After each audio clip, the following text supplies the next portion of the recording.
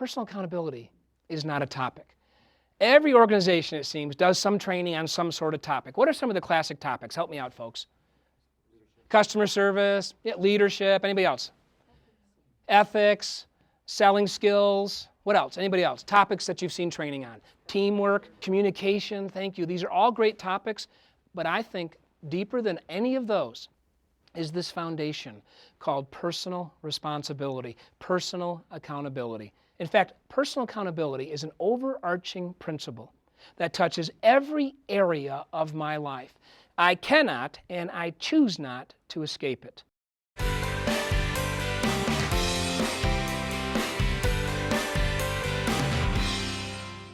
Blame. It's everywhere. Honestly, how many of you would get out of bed in the morning and say something like this? Today I exist to blame. I'm going to run through my life writing down the names of all the lousy people I know that have not lived up to their commitments to me. I will ask whodunit questions all day long that serve only to indict people, destroy morale, reduce creativity, lower productivity, increase fear, drive wedges between colleagues, and break down teams. I hope you just caught the costs of blame. I'll ask whodunit questions, and I'll begin in my kitchen early one morning. Who left the peanut butter and the bread all over the counter here? Who made the mess in the sink? Who lost my car keys? And then I'll go to the office and ask questions you've probably never heard at your place of employment. Who dropped the ball? Who missed the deadline? Who made the mistake? Who gave me these people? Oh, I hired them.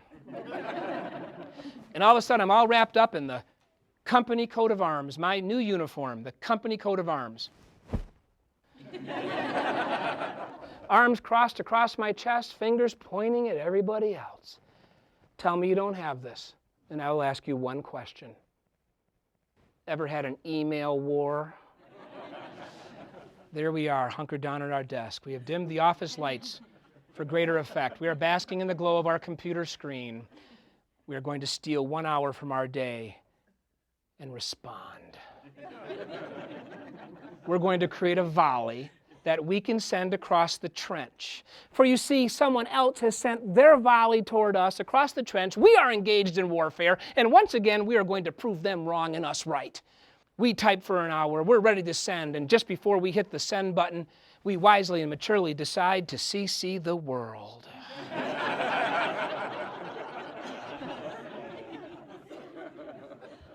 Personal accountability, it's just the better path. See, we can play victim, and we can put stuff off and procrastinate. I'll do it later. We can point fingers, wear the company coat of arms, we can blame. We can attack our colleagues through the internet. Or we can just pause and ask questions that begin with what or how. And the minute I pause and ask those better questions, we call them QBQs, the victim thinking, the procrastination, and the blame, they go away.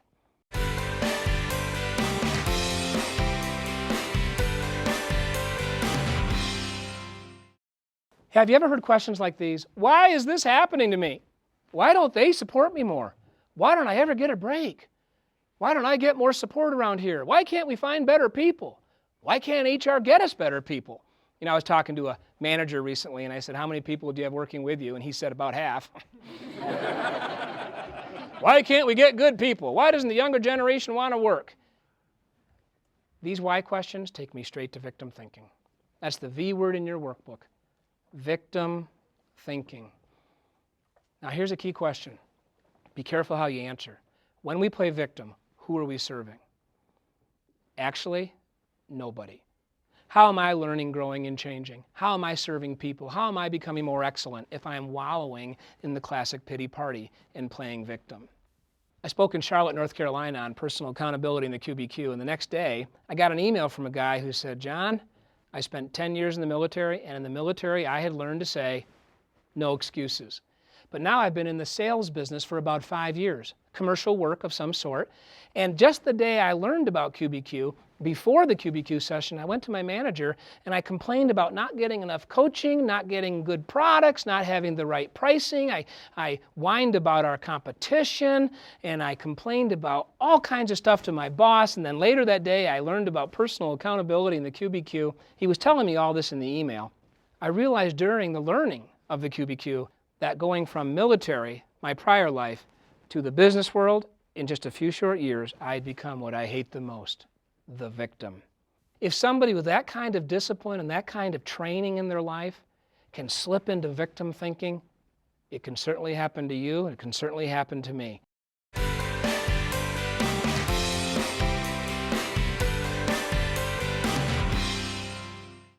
Have you ever heard questions like these? When will they get back to me? When will they return my call? When will somebody give me the vision? When will somebody clarify my job? When will they improve this place? When will somebody handle that problem over there?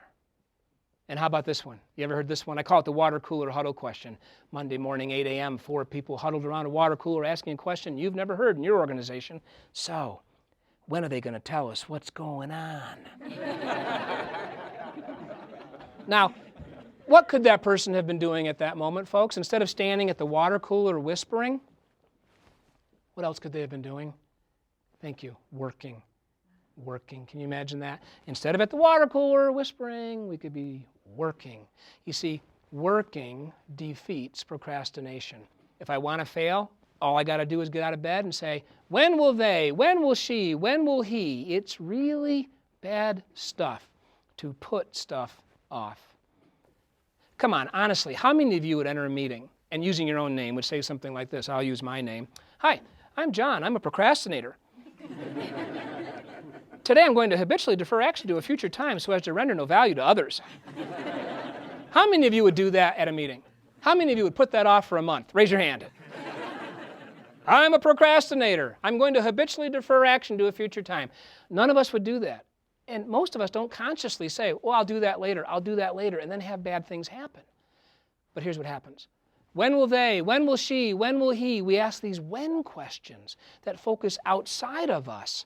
It's the same thing as saying, I will defer action today, and I will add no value. How about you? Is there anything you've been putting off in your life? And at the same time asking, when will they handle it?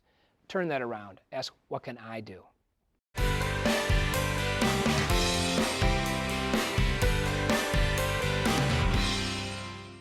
What I'd like to do right now is bring my colleague on, Kristen Lindeen, who's also the oldest of the 7 Miller children, and she's going to share a story with you that supports the content we've been covering. She loves to speak on personal accountability in the QBQ, and I'd like to have her join us at this moment. We were taking a Sunday afternoon family drive, and we're driving down a fairly busy road, and this large open field that had nothing in it off to the side of the road caught our attention that day. And it caught our attention because it was absolutely littered in newspapers. And then we noticed something else. This man tumbled out of his wheelchair and starts dragging himself like this across the field, clutching newspapers to his chest as he went. So all of us kids, almost in unison, yelled out, Mom, Dad, we have to pull over, we have to help. So Mom and Dad parked the car and we got out, and us Miller kids ran across the field, literally plucking newspapers from the sky. We thought it was fun. So we cleaned up the whole mess, and then we gathered around this man and we helped him back into his wheelchair, and of course we asked him what happened. Turns out his name was Brian, and he'd been in a car accident a few years back and had lost his ability to walk. But he could drive, and so his job was delivering newspapers. Now, he'd gotten home that day and realized that a bundle of newspapers had fallen out of the back of his pickup truck. And in what I believe is an incredible act of accountability, he went out to look for the missing newspapers. So my dad looked at him and he said, Brian, I don't understand. What were you going to do? Were you going to clean them all up yourself? And Brian kind of looked at my dad as if maybe my dad's a little slow.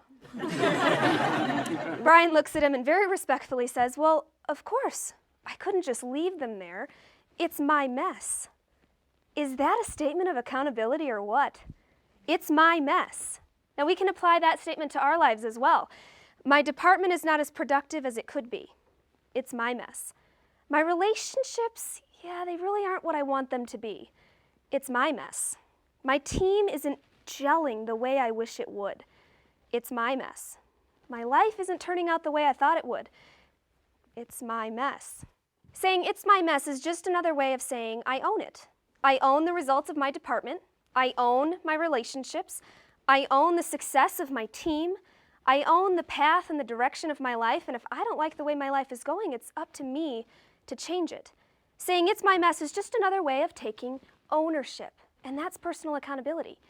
Even if the mess in front of me is not fully my fault, saying, I own it. What can I do to contribute? That's personal accountability. It's really just as simple as that.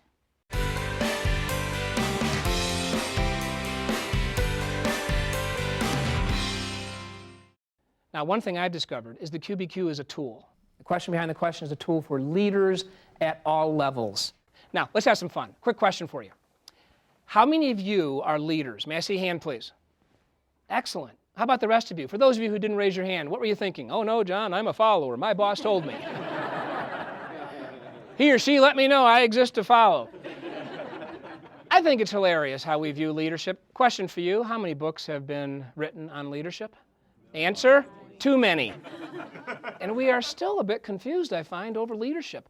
We think it's title, position, and tenure. I love the tenure one, don't you? People say things like, I've been around 18 years. What do we want to say? Maybe that's your problem. And being around 18 years does not automatically make me a leader, does it? No. It sure doesn't. How many of you have children? May I see a hand, please? Excellent. Thank you very much. How many of you were children? May I see a hand? Thank you. And how many of you still are children? All right. I can relate to that. Thank you. How many of you moms and dads truly believe being a mom or dad is the ultimate leadership experience for you and no organization can give you a better title? I wonder sometimes when I ask the question if people think it's a trick question. Because in every group we work with, someone doesn't raise their hand to the question, are you a leader? I think it's because we think leadership is title and position and tenure. In reality, leadership is all about the moment-by-moment disciplining of my thoughts.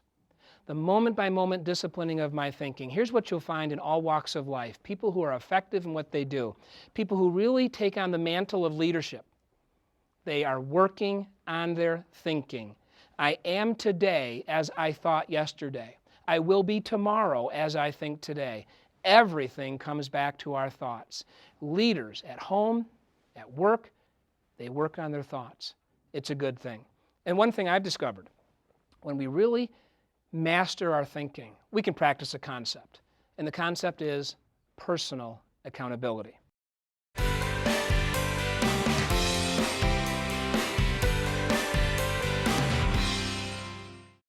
Sometimes when people learn about personal accountability in the QBQ and they go through the training system, or they hear me speak on the message, they'll come up and they'll say something really nice. They'll say, boy, this was really timely for me. And I always thank them. But in reality, there's nothing timely about personal accountability. This is a message that's timeless. It worked yesterday, it works today, and it will work tomorrow. I have a friend named Dave Ramsey. He's an author and a radio and talk show host in the personal finance world. And you know what he teaches? To millions of people, he teaches, why don't we all spend less than we make? Now, how complicated does that sound? Not very complicated, right?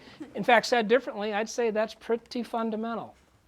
Sometimes we run around looking for the latest bolt of lightning kind of program that's going to solve our problems, and organizations bring in the red program one quarter and the blue program the next quarter and then the green program by the end of the year, and what does that create? Confusion. The best thing we can do is select a training process and stay with it, and it doesn't have to be new. The old stuff is the good stuff. And so often, the old stuff is the stuff that still works. I mean, come on, how new is personal accountability? But it still applies today. The old stuff is the good stuff.